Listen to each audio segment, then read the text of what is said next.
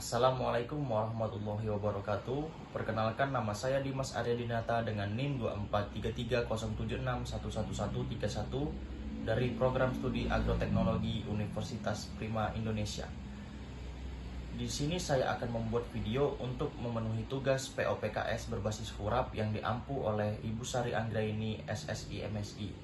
Di video kali ini saya akan menjelaskan bagaimana proses pengolahan tandan buah segar menjadi CPO. Maka dari itu, kita langsung masuk saja ke videonya. Baik, kita masuk ke tahap pertama, yaitu penerimaan tandan buah segar. Buah sawit yang berasal dari kebun akan diangkut menggunakan truk menuju pabrik. Setelah tiba di pabrik, buah akan ditimbang terlebih dahulu untuk mengetahui berat total TBS yang diterima. Setelah proses penimbangan, dilakukan sortasi atau pemeriksaan kualitas buah. Pada tahap ini, petugas memeriksa tingkat kematangan buah, keberadaan buah mentah, buah busuk, serta kotoran yang terbawa. Kualitas TBS sangat mempengaruhi kualitas minyak yang dihasilkan. Buah yang terlalu mentah memiliki kandungan minyak rendah, sedangkan buah yang terlalu matang dapat meningkatkan kadar asam lemak bebas yang dapat menurunkan mutu minyak sawit. Tahap ini juga menunjukkan prinsip unggul karena perusahaan berusaha memilih bahan baku terbaik agar menghasilkan minyak sawit berkualitas tinggi.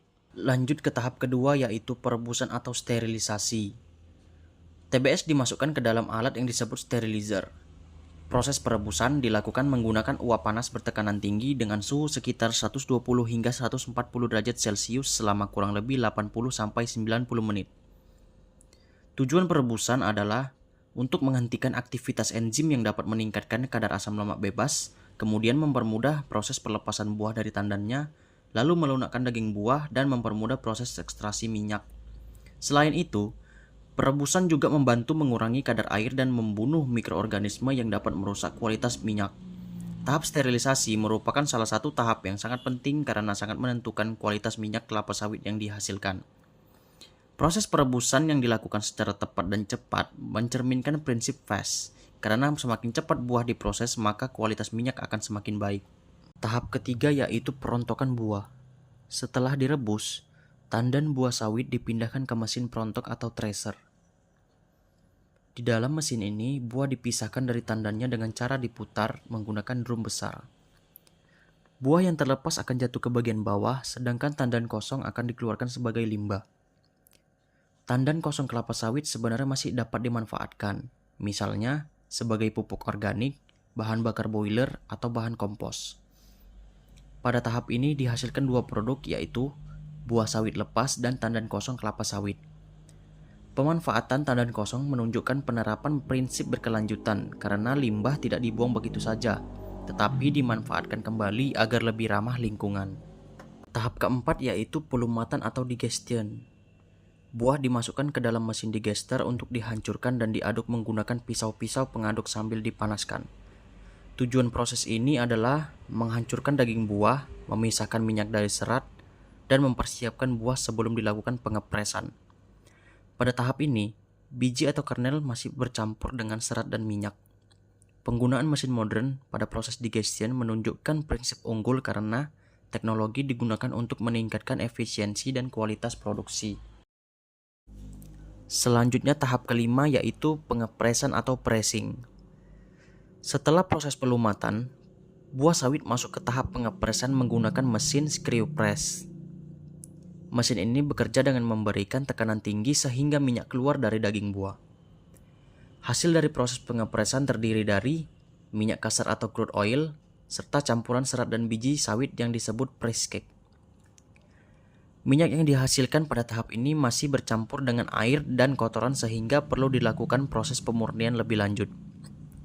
Sementara itu, serat dan cangkang biasanya dimanfaatkan sebagai bahan bakar boiler untuk menghasilkan energi di pabrik. Pemanfaatan serat dan cangkang sebagai sumber energi menunjukkan prinsip responsibility dan berkelanjutan karena limbah dimanfaatkan kembali sehingga mengurangi pencemaran lingkungan. Baik, kita masuk ke tahap keenam yaitu klarifikasi atau pemurnian minyak. Minyak kasar hasil pengepresan dialirkan ke vibrating screen untuk menyaring kotoran berukuran besar. Selanjutnya, minyak diproses di dalam clarification tank untuk memisahkan minyak, air, dan lumpur berdasarkan perbedaan berat jenis.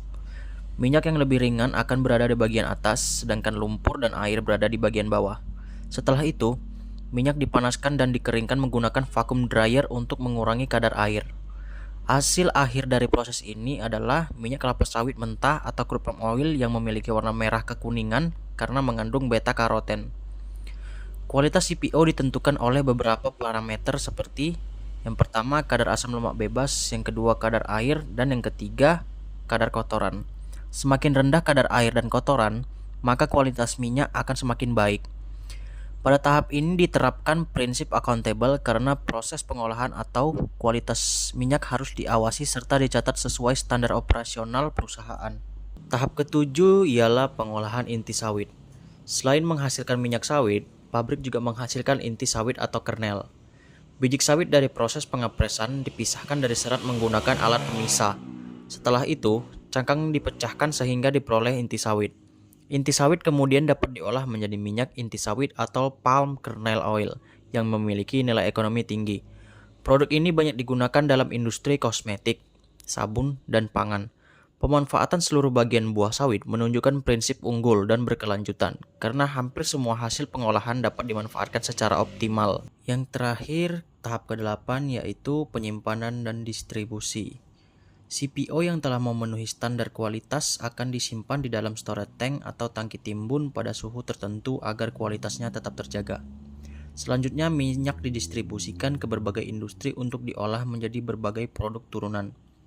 Indonesia sendiri merupakan salah satu produsen minyak sawit terbesar di dunia, sehingga industri ini memiliki peranan penting dalam perekonomian nasional.